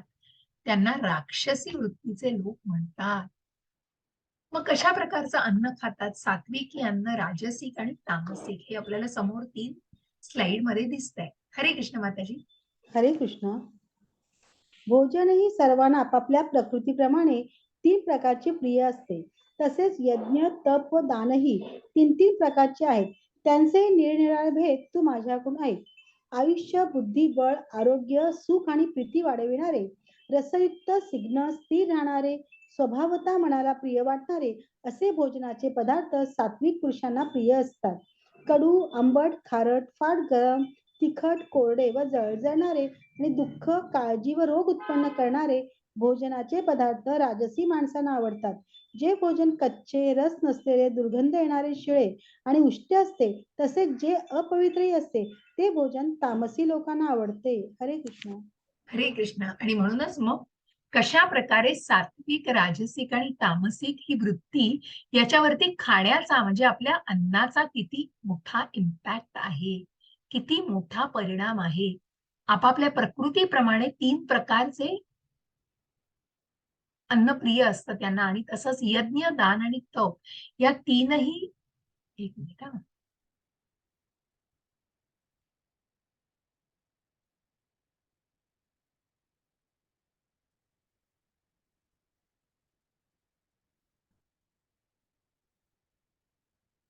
आणि म्हणून यज्ञ, दान आणि तप या 3 प्रकारची आहेत, ही जी आहेत, हे सगळे निरनिराळे भेद तू माझ्याकडून ऐक. आयुष्य, बळ, आरोग्य, सुख, प्रीती वाढवणारे, रसयुक्त, स्थिर करणारे, स्वभावता मनाला आल्हाद देणारे, प्रिय वाटणारे असे पदार्थ हे सात्विक पदार्थ आहेत. मग राजसिक काय, तर हे बघा, आता हे तुम्हाला दिसतंय इस्कॉनचा नैवेद्य असा असतो की जिथे अगदी 56 भोग जे आपण म्हणतो ते खूप अष्टमीला, कृष्णाष्टमीला जेव्हा उपवास सोडण्याच्या नंतर ते केले जातात. आणि बऱ्याच वेळेला जेव्हा काही तुम्ही जी सात्विकपणाने मग आपण त्या प्लॅंक्टन लीफ, त्या केळीच्या पानावरती जे जेवण आस्वाद घेतो, सणासुदीला सुद्धा भगवंतांना नैवेद्य तर आपण रोज दुधाचा दाखवतो, परंतु कशा प्रकारे ते ज्ञान दिलेलं आहे आणि कशा प्रकारे, एक मिनिट हा, कडू, आंबट, खारट म्हणजे अतिशय स्पायसी पदार्थ खाणारे लोक हे राजसी लोक असतात. आणि हे सात्विक लोक कुठेतरी फळं, त्यानंतर जे वरण भात आणि ज्या प्रकारच्या सगळ्या सगळं व्यवस्थित जेवायला वाढलंय ते सगळे व्यवस्थितपणे, एक मिनिट हा, सात्विकता, ओके, असे हे सगळे पदार्थ सात्विक पुरुषांना प्रिय असतात. आणि त्याच्या विरुद्ध मग कडू, आंबट, खारट, गरम, तिखट, जे स्पायसी, मग कुठेतरी एकदम जळजळीत, तोंडाला अगदी चमचमीतपणा आणणारे असतात, पण मग ते कुठेतरी तामसी स्वभाव वाढवत असतात. जसं कांदा लसूण खाणं का वर्ज्य केलं जातं, कारण कुठेतरी त्याच्यामध्ये तामसी वृत्ती वाढण्याची शक्यता असते, आणि म्हणून त्याचं इथे त्याला निषेध केलेला आहे. आणि म्हणून ते कांदा लसूण खाऊ नये हे इस्कॉनच्या एका नियमापैकी आहे. पुढच्या स्तरांवर जाण्यासाठी खूप असं स्ट्रिक्ट नाहीये. प्रभूजींनी खूप फ्लेक्झिबल ठेवलंय, पण ज्यांना पुढे जाऊन दीक्षा घ्यायची, याच मार्गामध्ये राहायचंय, त्यांनी स्वतःला अजून अजून जास्तीत जास्त प्रार्थना, नामस्मरण करून, गौर निताईचं आणि या सगळ्यांची प्रार्थना करून आपण जास्तीत जास्त आध्यात्मिक उन्नती कशी करू याचा प्रयत्न करायचा. आणि मग जे भोजन अत्यंत कच्चं आणि शिळं असं की ज्याचं चीज म्हणून आपण बघा, की मग ह्या आळ्या बसलेल्या असतात आणि त्याच्यापासून ते प्रोसेस केलं जातं. अशा प्रकारे ह्या सगळ्या गोष्टी म्हणजे तामसी वृत्तीच्या लोकांना आवडतात. आणि जे भोजन कच्चे, रस नसलेले, दुर्गंध देणारे, शिळे, उष्टे अशा प्रकारचे जेवण हे तामसी वृत्तीचे जेवण असते. अशा या खाण्याचा सुद्धा याच्यावरती किती इम्पॅक्ट आहे बघा. आता आपल्याला बघायचं यज्ञ, दान आणि तप. मग आता आपल्याला सुरुवातीला आपण तप बघतोय की मग कशा प्रकारे सात्विकता, राजसिकता आणि तामसिकता याचा त्याच्यावरती कशा प्रकारे परिणाम होतो. हरे कृष्ण माताजी. हरे कृष्ण. 17.11. जो शास्त्रविधीने नेमून दिलेला यज्ञ करणे कर्तव्य आहे असे मनाचे समाधान करून फळाची इच्छा न करणाऱ्या पुरुषांकडून केला जातो तो सात्विक यज्ञ होय. हरे कृष्ण. म्हणजे शास्त्रांनी नेमून दिलेलं आहे, योग्य मंत्रोच्चार करून यज्ञ करणं हे कर्तव्य आहे, स्वतःचं विहित कर्तव्य आहे, असं सगळं मनाचं समाधान करून मग कुठल्याही फळाची मग निष्काम पद्धतीने तो यज्ञ केला जातो. आणि अशा पुरुषांकडून त्यांना सात्विक यज्ञ करणं, मग जो नामस्मरणाचा यज्ञ, यज्ञानाम तपयज्ञोस्मी, कशा प्रकारे आपण आपण नामस्मरणाचं महत्व जाणलेलं आहे. कारण हरेर नम, हरेर नम, हरेर नम, केवलम एव नास्ति, एव नास्ति, कलौ नास्ति, कलौ नास्ति, कलौ एव अत्यतिर अन्यथा.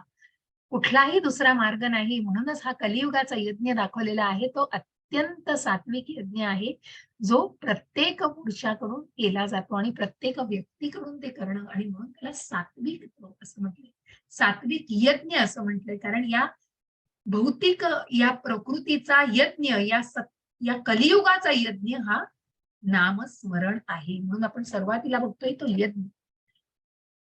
हरे कृष्ण माताजी. हरे कृष्ण. 17.12. परंतु हे भरत श्रेष्ठा अर्थात भरतवंशीयामध्ये श्रेष्ठ अर्जुना, केवळ दिखाव्यासाठी किंवा फळही नजरेसमोर ठेवून जो यज्ञ केला जातो तो यज्ञ तू राजस समज. हरे कृष्ण. सकाम कर्मामध्ये जो मनुष्य अडकलाय, सगळं पुण्यकर्म करतोय, पण मला फळं हवी, मला हे हवंय, मी भोगता आहे, मी हे करतो आहे, तर ज्याच्यापासून मिळणारं फळ हे मलाच हवंय. मग तिथे कृष्ण मिसिंग आहे हो कुठेतरी. की ज्या भरतवर्षीय अर्जुना की केवळ देखाव्यासाठी, फक्त आपण म्हणतो ना कुठेतरी, आता जेव्हा हे गणपती उत्सव येतात, जेव्हा गणपतीची खरोखर मनापासून पूजा करणारे किती लोक असतात हो, पण खूप त्याचा अवडंबर माजवणारे. मग ज्यांनी भगवंतांची प्रतिष्ठापना केलेली आहे, भगवंतांची मूर्ती स्थापन केली आहे, त्या योग्य प्रकारे त्या गोष्टी झाल्या पाहिजे, मंत्रोच्चारासह पूजा झाली पाहिजे. असं म्हणत नाही कुठे होत नाही, पण बऱ्याच वेळेला त्याच्या अनुषंगाने आपण बघतो की इतरही अनेक गोष्टी केल्या जातात. आणि म्हणूनच फक्त दिखाव्यासाठी फळ नजरेसमोर ठेवून या गोष्टी जेव्हा केल्या जातात, तेव्हा तो राजसिक यज्ञ आहे आणि तामसिक खूप अघोरीपणा आहे हो. हरे कृष्ण माताजी. हरे कृष्ण. 17.13.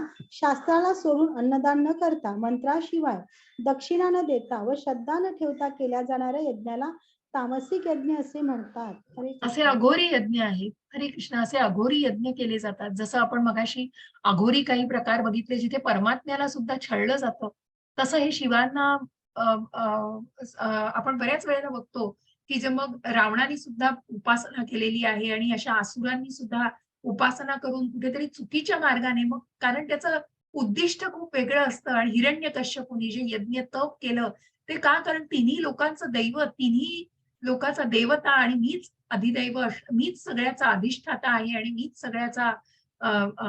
सगळ्याचं राज्य करणार आहे तिन्ही लोकांवर, असं कुठेतरी उद्दिष्ट असतं. आणि म्हणून कुठलंही अन्नदान न करता, तप मंत्राशिवाय, त्याला कुठल्याही प्रकारचा शास्त्राचा आणि कुठल्याही वेदांचा आधार असतो, असा यज्ञ जो केला जातो तो तामसिक यज्ञ. मग आता आपल्याला बघायचंय तप. यज्ञ झाले, मग यज्ञ, तप आणि दान या 3 गोष्टींविषयी आपल्याला श्रद्धात्रय विभाग योग. मग जे श्रद्धेच्या विना, मग कशा प्रकारे अर्जुनाने प्रश्न विचारलाय की जे जर योग्य पद्धतीने करत नसतील त्याचं काय, तर त्यांची श्रद्धा ही 3 प्रकारची असते. म्हणून जे सात्विक आपण बघितलं की यज्ञ, राजसिक यज्ञ आणि तामसिक यज्ञ. त्याच प्रकारे तप करताना देव द्विज गुरु प्राज्ञ पूजनम शौच मार्जवम ब्रह्मचर्यम हिंसाम च शारीरम तप उच्यते. हरे कृष्ण माताजी. हरे कृष्ण. देव, ब्राह्मण व गुरु व ज्ञानी यांची पूजा करणे पावित्र्य, सरळपणा, ब्रह्मचर्य आणि अहिंसा हे शारीरिक तप म्हटले जाते. हरे कृष्ण. हरे कृष्ण. आणि म्हणून शारीरिक तप, वाचिक तप आणि मानसिक तप हे सगळं मिळून जे आहे हे सात्विक तप. म्हणून देव, ब्राह्मण, गुरु, ज्ञानी यांची पूजा करणं, ज्या प्रभुपादांना सुंदर ते मूल किती प्रभुपादांची पूजा करते, प्रभुपादांना एक मान दिला जातो आहे. आणि कशा प्रकारे प्रभुपादांना कशाचीच अपेक्षा नव्हती, परंतु ज्या प्रकारे लोक प्रेम करतात आणि देव, ब्राह्मण, गुरु, ज्ञानी यांची पूजा केली जाते, कारण ते पावित्र्य, सरळपणा, ब्रह्मचर्य, अहिंसा हे शारीरिक तप असं म्हटलं जातं. आणि म्हणून हे एक प्रकारचं शारीरिक तप आहे. मग वाचिक तप म्हणजे काय, तर वाणीतून फक्त सत्य आलं पाहिजे. जे आपल्याला समोर दिसतायत युधिष्ठिर महाराज हे धर्माचं उदाहरण आहे. अनुद्वेगकरं वाक्यं सत्यं प्रियहितं च यत् स्वाध्यायाभ्यसनं चैव वाङ्मयं तप उच्यते. हरे कृष्ण माताजी. हरे कृष्ण. जे दुसऱ्याला न बोचणारे, प्रिय, हितकारक आणि यथार्थ भाषण असते ते, तसेच वेदशास्त्रांचे पठण व परमेश्वरांच्या नामजपाचा अभ्यास हे वाणीचे तप म्हटले जाते. हरे कृष्ण. हरे कृष्ण.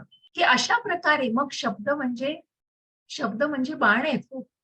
धनुष्यातून सुटलेला बाण कसा परत मिळवता येत नाही, तसं एकदा एक शब्द बोलला गेला की तो परत नाही मिळवता येत. आणि म्हणून मग दुसऱ्याला, म्हणून कितीतरी विचार करून बोलणं, की दुसऱ्याला न बोचणार, प्रिय, हितकारक, यथार्थ भाषण असतं ते, तसेच वेदशास्त्रांचं पठण आणि परमेश्वराच्या नामस्मरणाचा जप. मग मुखावरती, त्या जिभेवरती सतत भगवंतांच्या नामाचा जप असतो. असं हे वाचिक तप, की ज्याच्यामध्ये ही सगळी सात्विकता त्या वाचेमध्ये पूर्णपणे भरलेली असते. असं हे वाचिक तप आहे. आणि मग हे मानसिक तप. आणि शांतता, साधेपणा, गुरुत्वाकर्षण, आत्मनियंत्रण आणि विचारांची शुद्धता ही मनाची तपस्या आहे. ही कथा एक शुकदेव गोस्वामी जे व्यासमुनींचे पुत्र 16 वर्षांनी ते मातेच्या गर्भातून बाहेर आले, ते सुद्धा भगवंतांनी प्रार्थना केल्यावर. कारण ज्या कथा ऐकलेल्या असतात मातेच्या गर्भामध्ये असताना, तेव्हा त्या कुतूहलाने आणि त्या सगळ्या भीतीने त्यांना भौतिक जगामध्येच यायचं नव्हतं, म्हणून 16 वर्ष ते मातेच्या गर्भामध्ये होते. परंतु मातेला वेदना व्हायला लागल्या, असह्य वेदना व्हायला लागल्या, तेव्हा प्रत्यक्ष भगवंत आले आणि त्यांनी सांगितलं की तू काळजी करू नकोस, तू या जगामध्ये ये, त्याच्या पुढचं तुझं नक्की काळजी घेतली जाईल आणि मग कुठेतरी त्या ज्ञानाविषयी तुला जाणता येईल. हे ऐकल्यानंतर मग शुकदेव मुनी बाहेर आलेत, परंतु त्यांनी कुठेही काही बघितलं नाही ना, आपल्या आई वडिलांना बघितलं ना कुणालाच. आणि ते तडक तिथून पळत सुटता व्यासमुनी जे त्यांचे वडील की ज्यांना बघण्यासाठी ते आतुरलेले असतात, तेही त्यांच्या मागे पळत सुटतात. पळता पळता एक तलाव असतो जिथे अनेक स्त्रिया स्नान करत असतात. ते शुकदेव मुनींना जाताना बघतात, परंतु आपल्या स्वतःवरती वस्त्र घेत नाहीत. पण तेच जेव्हा व्यासमुनी येतात तेव्हा मात्र स्वतःला झाकून घेतात. कारण जे शुकदेव मुनींचं अक्षरशः एका निरागस बालकासारखं त्यांचं मन असतं. व्यासमुनी ही तितकेच निर्मळ, तितकेच सात्विक, परंतु ते गृहस्थाश्रमामध्ये असतात. आणि म्हणून याला मानसिक तप, की हे मानसिक तप कशा प्रकारे केलं जातं, ज्याच्यामुळे विचारांची शुद्धता ही मनाची तपस्या मानली जाते. असं हे शारीरिक, वाचिक आणि मानसिक तप. श्रद्धया परया तप्तं तप्तस्तत्त्रिविधं नरैः अफलाकांक्षिभिर्युक्तैः सात्विकं परिचक्षते. हरे कृष्ण माताजी. हरे कृष्ण. फळाची इच्छा न करणाऱ्या योगी पुरुषांकडून अत्यंत श्रद्धेने केलेल्या वर सांगितलेल्या तिन्ही प्रकारच्या तपाला सात्विक तप म्हणतात. हरे कृष्ण. आणि म्हणूनच मग बघा इस्कॉन मध्ये आपल्याला दिसतंय ज्या ज्या यात्रा केल्या जातात, ज्याच्यामध्ये पायी चाललं जातं, की मग ज्या प्रकारे सात्विक सात्विक तप हे कसं केलं जातं, जिथे कुठेतरी मनाचं वाचिक तप आणि शारीरिक, की ज्या पायांनी चाललं जातं ते मंदिरांमध्ये दर्शन घेण्यासाठी मुखाने नामस्मरण केलं जातं आणि मनामध्ये भगवंत असतो. मग कुठल्याही फळांची इच्छा न करता योगी पुरुषांकडून अत्यंत श्रद्धेने केलेल्या वर सांगितलेल्या या तिन्ही प्रकारच्या तपाला सात्विक तप असं म्हटलेलं आहे. मग आता राजसिक तप काय आहे? सत्कारमान पूजार्थम दंभो दंभेन चैवयत क्रियते ते दीह प्रोक्तम राजसं चलमध्रुवम. हरे कृष्ण माताजी. हरे कृष्ण. जे तप सत्कार, मान व पूजा होण्यासाठी तसेच दुसऱ्या काही स्वार्थासाठी स्वभावाप्रमाणे किंवा पाखंडीपणाने केले जाते, ते अनिश्चितच तसे क्षणिक फळ देणारे तप, ते राजसिक असे म्हटले आहे. हरे कृष्ण. हरे कृष्ण. मग ज्या व्यक्तिपूजेला आपण म्हणतो की माझा सत्कार करा, मला मान, पूजा आणि हे सगळं होण्यासाठी आणि मग दुसऱ्या काही स्वार्थासाठी स्वभावाप्रमाणे किंवा पाखंडीपणाने त्या गोष्टी जेव्हा केल्या जातात, की ज्या सकाम कर्मात अडकून त्या फळांच्या अपेक्षेने, की मी हे करतोय, मला याचे भोग हवेत, बीज लावलंय, मी बी लावलंय, म्हणजे त्याची फळं फक्त मीच उपभोगणार. आणि कशा प्रकारे तप, सत्कार, मान, पूजा होण्यासाठी तसेच दुसऱ्या काही स्वार्थासाठी स्वभावाप्रमाणे पाखंडीपणाने, त्याचं स्वरूपच पाखंडीपणाचं असतं, त्याच्यामध्ये अत्यंत अनैतिकता भरलेली असते. आणि अशा सगळ्या तपाला ते अनिश्चित असं क्षणिक फळ देणारं तप म्हणजे राजसिक तप. कारण ते क्षणभंगूर असतं, सुख देतं, आनंद देतं, पण अत्यंत क्षणिक असतो तो आनंद. आणि म्हणून त्याला राजसिक तप आणि हे जे आहे हे तामसिक तप म्हटले गेले. बघा मग काय म्हटलं जातं, ह्या हिरण्यकश्यपू दिसतोय चित्रामध्ये. मूढग्राहेणात्मनो यत्पीडया क्रियते तपः परस्योच तदनार्थम वा तत्तामसमुदारुतम. हरे कृष्ण माताजी. हरे कृष्ण. जे तप मूर्खतापूर्वक हट्टाने मन, वाणी आणि शरीर यांना कष्ट देऊन किंवा दुसऱ्याचे अनिष्ट करण्यासाठी केले जाते, ते तप तामसिक म्हटले गेले आहे. हरे कृष्ण. हरे कृष्ण. मूर्खपणाने जे केलं जातं, भगवंतांनी त्याला मूर्खच म्हटलंय. जे हट्टाने केलं जातं, बघा शरीराचे कसे हाल झालेले आहेत, त्या शरीराला आणि त्याचबरोबर त्या शरीरामध्ये आत्मा आणि परमात्मा जे वसलेले आहेत, त्या सगळ्याला कुठेतरी कष्ट करण्यासाठी आणि असं कुणाचंही अनिष्ट करण्यासाठी मग ते तप का केलं जातंय, त्याचं उद्दिष्ट का? कारण कुणाचं तरी वाईट त्याच्यातनं व्हावं अशा प्रकारचं ते तप केलं जातं. त्याला तामसिक तप असं म्हणतात. मग यज्ञ झालं, तप झालं. आता दान कशाप्रकारे दान केलं जातं? तर सात्विक दान, दानव्यमिति यद्दानं दीयतेनुपकारिणे देशे काले च पात्रे च तद्दानं सात्विकं स्मृतम्. हरे कृष्ण माताजी. हरे कृष्ण. कर्तव्यापोटी परताव्याची अपेक्षा न ठेवता योग्य वेळी आणि स्थळी आणि योग्य व्यक्तीला दिलेले दान हे सात्विक मानले जाते. हरे कृष्ण. हरे कृष्ण. आपल्याला वैष्णव दिसतायत एक जे पुस्तक वाटप खूप सुंदर असं हे पुस्तक वाटपाचं सुद्धा सेवा आहे की जिथे अनेक जण ज्यांना जमेल त्याप्रमाणे पुस्तकांचं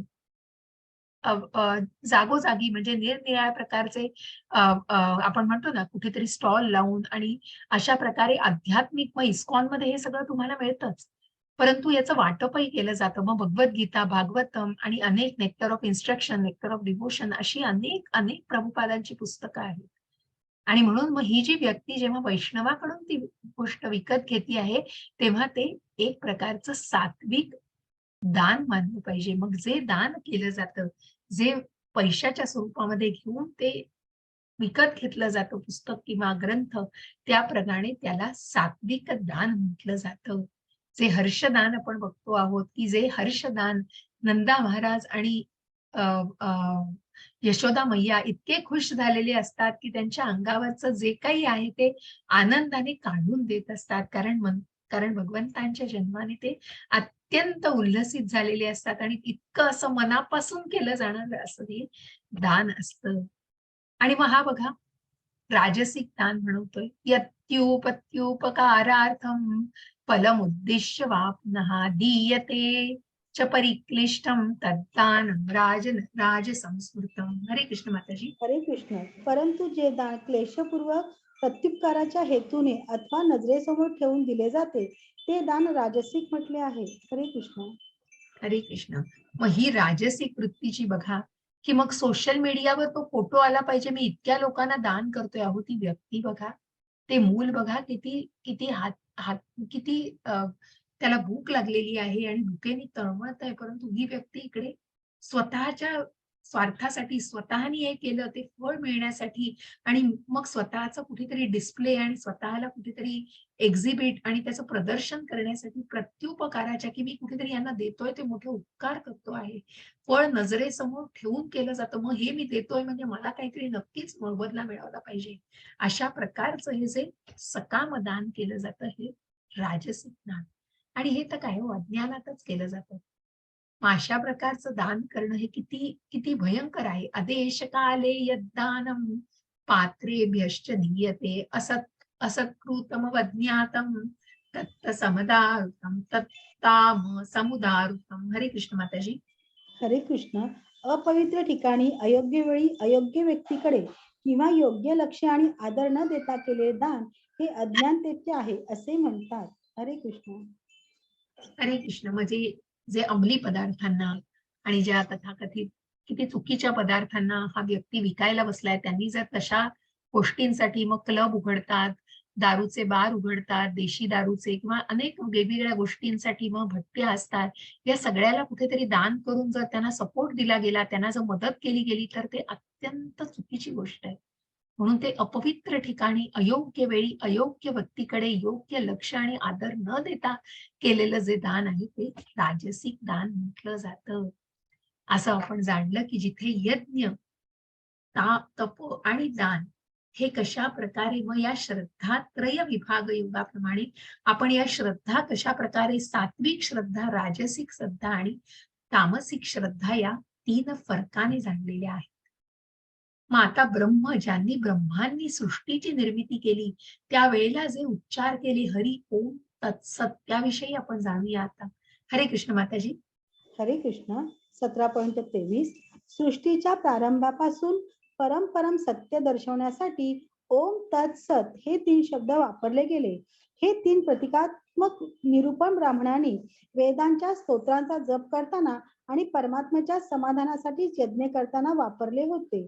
हरे कृष्ण. हरे कृष्ण. म्हणजे ज्यांनी निरूपण ब्राह्मणांनी की ज्यांनी वेदांच्या स्तोत्रांचा अभ्यास केलेला आहे त्यांनी या ओम तत्सत या 3 शब्दांना मग हरिओम तत्सत म्हटलंय हे करून याचा उच्चार करून मग ते दान किंवा या गोष्टी जेव्हा दान तप आणि यज्ञ केले जातात तेव्हा कुणालाही परमसत्य दर्शवण्यासाठी ओम तत्सत. मग या ओम मध्ये काय आहे, तत् म्हणजे काय आणि सत म्हणजे काय याचा विश्लेषणात्मक आपण अभ्यास करणार आहोत आणि म्हणून हे 3ही शब्द वापरले गेले.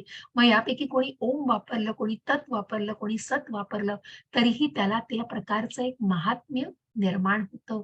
ब्राह्मणांनी वेदांच्या स्तोत्रांचा जप करताना आणि परमात्म्याच्या समाधानासाठी यज्ञ करताना हे वापरलेले होते, की जसं आपण म्हणतो टेलिफोनची निर्मिती झाली तेव्हा हॅलो म्हटलं त्या टेलिफोन निर्मितीवाल्याने तेव्हा सगळ्यांनी जगभर मग हॅलो हॅलो हॅलो की फोन हातात घेतला की हॅलो. त्याप्रमाणे ज्या ब्रह्मांनी सृष्टीची निर्मिती केली त्या ब्रह्मांनी सुद्धा भगवंतांची स्तुती केलेली आहे की मला जी जबाबदारी दिलेली आहे ती माझ्याकडून योग्य पद्धतीने पार करू दे. आणि म्हणूनच मग अशा वेळेला ओम तत्सत या शब्दांचा उच्चार करण्याचं महात्म्य काय आहे.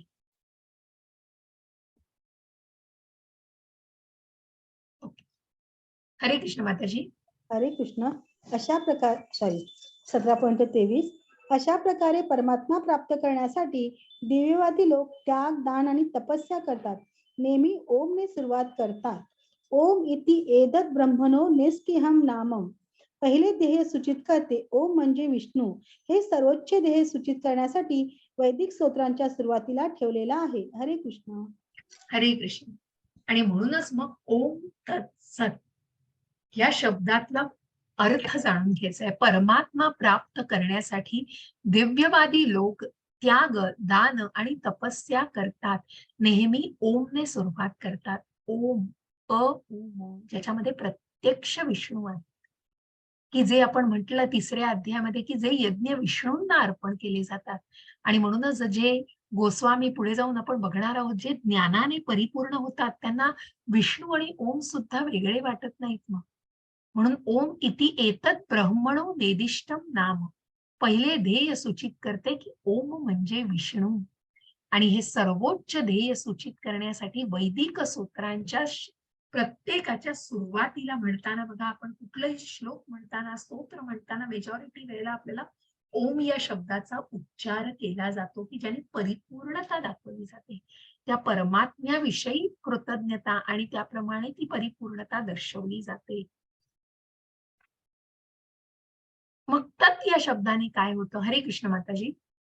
हरे कृष्ण. 17.25 तत् या शब्दाने त्याग, तपस्या आणि दान करावे अशा दिव्य क्रियांचा उद्देश भौतिक गुंतामुक्त होणे हा आहे. तत् तत्त्वम असी. तत् मुक्तीसाठी अलिप्त कार्याचे वर्णन करतात. या क्रियाकलाप भौतिक परिणामांकडे दुर्लक्ष करून केले जातात.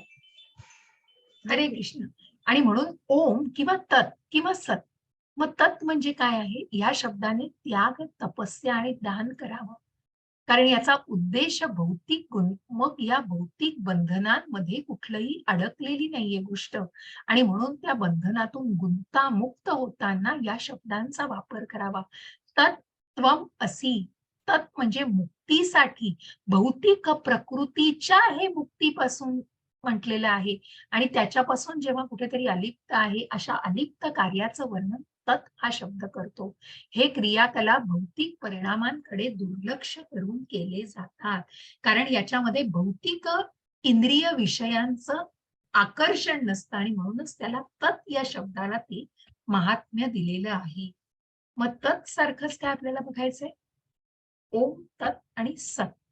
मग सत म्हणजे सच्चित आनंद जे शाश्वत आहे. हरे कृष्ण माताजी. हरे कृष्ण. 17.26 ते 27 सत या परमात्म्याच्या नावाचा सत्य भावात आणि श्रेष्ठ भावात प्रयोग केला जातो. तसेच हे पार्था अर्थात पृथा पुत्र अर्जुन उत्तम कर्मातही सत शब्द योजला जातो. तसेच यज्ञ, तप आणि दान यामध्ये जी स्थिती अर्थात आस्तिक बुद्धी असते तिलाही सत असे म्हणतात आणि त्या परमात्म्यासाठी केलेले कर्म निश्चयाने सत असे म्हटले जाते. दुःखी एवं सौम्या. सत म्हणजे शाश्वत, परमेश्वराच्या सेवेसाठी केलेले कार्य. खरे आध्यात्मिक स्वरूप प्रकट करा. अशा कृतीमध्ये कृती करणारा शाश्वत बनतो. क्रियाकलाप शाश्वत असतात आणि क्रियाकलापांचे फायदे शाश्वत असतात. हरे कृष्ण. हरे कृष्ण. आणि म्हणून मग सत ओम तत् सत. सत म्हणजे शाश्वत. या परमात्म्याच्या नावाचा सत्य भावात आणि श्रेष्ठ भावात प्रयोग केला जातो. उत्तम कर्मातही सत शब्द वापरला जातो. यज्ञ, तप आणि दान याच्यामध्ये जी स्थिती अर्थात अस्तिक बुद्धी असते तिलाही सत म्हणतात. या दानांमध्ये मग या तिन्ही मध्ये जी सात्विक बुद्धी असते, जी अस्तिक म्हणजे भक्तांची बुद्धी असते, त्याला सत म्हटलेलं आहे. ते शाश्वत आहे. परमात्म्यासाठी केलेलं काम निश्चयानेच सात्विक आणि ते शाश्वत आहे. मग हे काही रेफरन्सेस दिलेले आहेत. खरे आध्यात्मिक स्वरूप प्रकट करा. अशा कृतीमध्ये कृती करणारा शाश्वत बनतो. क्रियाकलापही शाश्वत असतात आणि क्रियाकलापांचे फायदेही शाश्वत असतात. आणि म्हणून खरे आध्यात्मिक स्वरूप प्रकट, की जो मूळ अध्यात्म स्वभाव आहे त्याच स्वभावाला अनुसरून कशा प्रकारे शाश्वत गोष्टी केल्या जातात. क्रियाकलाप शाश्वत असतात आणि त्यांचे फायदेही शाश्वत असतात. असा हा कृती करणारा शाश्वततेमध्ये असतो. असे हे जे गोस्वामी आहेत त्यांनी खूप सुंदर आदिलीलामध्ये सांगितलेलं आहे चैतन्य चरितामृताच्या. हरे कृष्ण माताजी. हरे कृष्ण. वस्तुतः दिव्य ध्वनी ओंकार जरी अ, उ आणि म या 3 अक्षरांच्या संयोगात दिव्य सामर्थ्य असते आणि जो ओंकाराचा जप करतो त्याला लवकरच ओंकार आणि भगवान विष्णू वेगळे नसल्याची जाणीव होईल. हरे कृष्ण. हरे कृष्ण. ज्या कृष्णरायांनी दिलेले कृष्ण रविराज शर्मा ज्यांनी दिलेलं आहे चैतन्य चरितामृतामध्ये कृष्णराज, मी त्यांचं नाव तुम्हाला पुन्हा पुन्हा सांगते. तर त्यांनी हे आदी लीलामध्ये सांगितलेलं आहे की दिव्य धनी जो ओंकार, मग ज्या गोस्वामी जे स्वतःच्या इंद्रियांवर नियंत्रण मिळवतात ते कोण आहेत, तर ते गोस्वामी. चैतन्य महाप्रभूंच्या काळामध्ये जे सनातन गोस्वामी, जीव गोस्वामी, रूप गोस्वामी आणि या सर्वांना गोस्वामी ही जी पदवी दिली गेली कारण त्यांनी स्वतःच्या इंद्रियांवर विजय मिळवलेला होता. आणि म्हणूनच ओंकारामध्ये जरी अ, उ आणि म या 3 अक्षरांच्या संयोगात दिव्य सामर्थ्य जेव्हा कळतं, की अ मध्ये तितकंच सामर्थ्य, उ आणि म जेव्हा त्यांना ओम आणि विष्णू यांच्यामधला फरकही जाणवत नाही.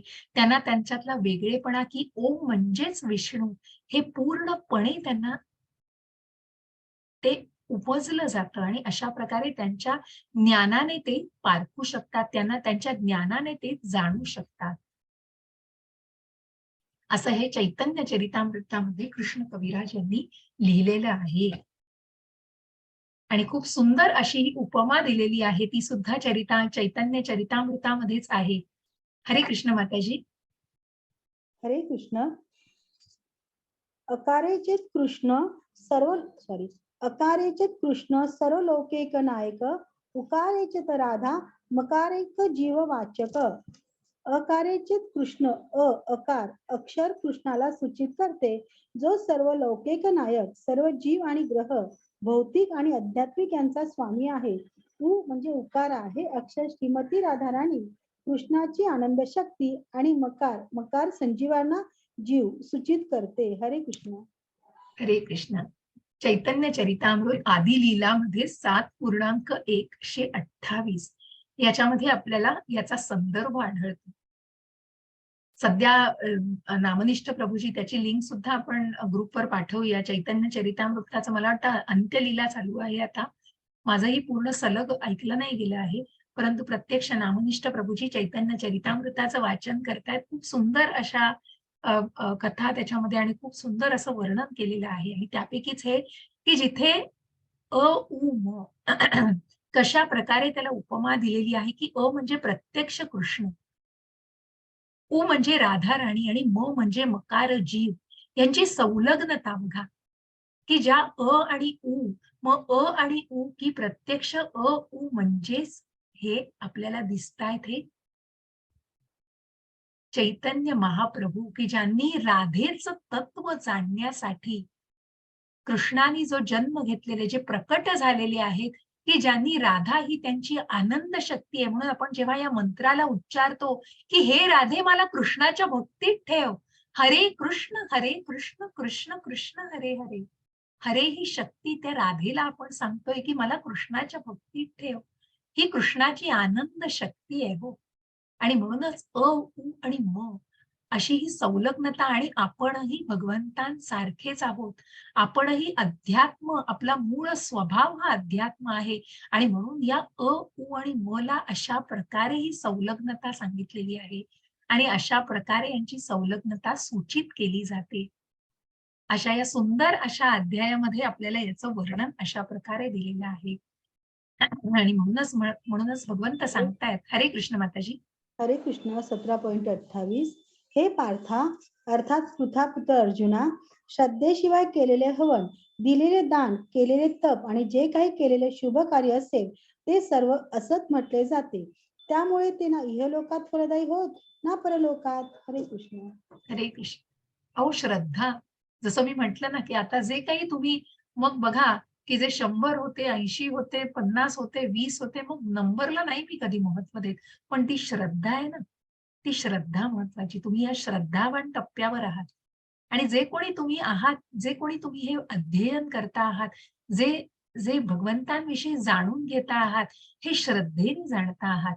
आणि म्हणून मग ही ज्या श्रद्धेशिवाय जे काही केलेलं असेल, कारण आपण म्हणतो, की श्रद्धेशिवाय मग करायचं म्हणून मेकॅनिकली त्या गोष्टी करण्यामध्ये काहीच त्याच्यातनं तुम्हाला कुठलाही आनंद मिळू शकत नाही.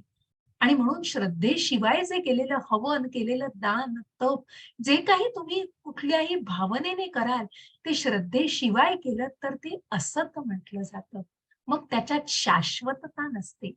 तर ते आतून येत नाही आणि म्हणून ते असत म्हटलं जातं. आणि ते ना इहलोकात फलदायी होत ना परलोकात.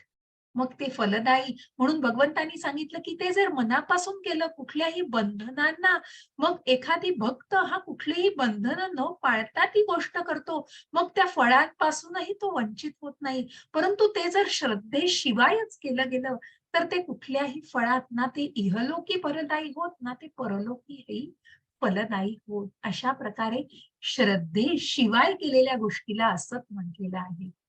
आणि म्हणून मग जशा प्रकारे कुठलंही दान देताना बघा ब्राह्मणांना दान केलं जातं ओम तत्सत किंवा कुठल्याही मंत्राच्या उच्चारांनी जेव्हा ते केलं जातं तेव्हा त्याच्यात ती शाश्वतता म्हणून आपल्या या मंत्रांना आपल्या या उच्चारांना अतिशय महात्म्य आहे. कारण प्रत्येक शब्दामध्ये जसं या अ, उ आणि म की विष्णू प्रत्यक्ष ओम म्हणजे विष्णू. ज्या गोस्वामींनी हे जाणलं की ते फरकही जाणवू शकत नाहीत. जे म्हणजे प्रत्यक्ष कृष्ण, राधाराणी आणि मकार हा जीव आहे. हा इतकं सुंदर अशी संलग्नता दाखवलेली आहे. अशा या आपल्या शास्त्रांचं आणि आपल्या वेदांचं महात्म्य आहे. आणि त्यांच्या उच्चारांचं किती महात्म्य आहे, की त्याच्यामध्ये किती शाश्वतता आहे. जे आपण उच्चार, जे रुद्र केले जातात, ज्या आपण पौरोहित्य केलं जातं, जे आपण गुरुजी आणि ज्या भटजींना बोलवून जेव्हा जे काही अ, धार्मिक कार्य केली जातात, बघा त्या उच्चारांमध्ये किती किती सामर्थ्य असतं आणि किती एकाच वेळेला जेव्हा ते म्हटले जातात उच्चार, तेव्हा त्याच्यातलं सामर्थ्य आपल्याला तो भाग अत्यंत प्रसन्न आणि त्या म्हणजे कितीतरी काळ त्या भागामध्ये ती प्रसन्नता भरून राहिलेली असते. इतकं सुंदर त्या उच्चारांना महात्म्य आहे. अशा प्रकारे हे उच्चारांचं महत्त्व जाणलेलं आहे आणि म्हणूनच ओम तत् सत. मग तुम्ही ओम म्हणा, तत् म्हणा किंवा सत म्हणा, अशा प्रकारे त्या इति निर्देश या परमात्म्याला ते अर्पण केलेलं आहे. अशा प्रकारे त्याचा उद्देश साध्य होतो. इति सप्तदशोऽध्याय समाप्तः.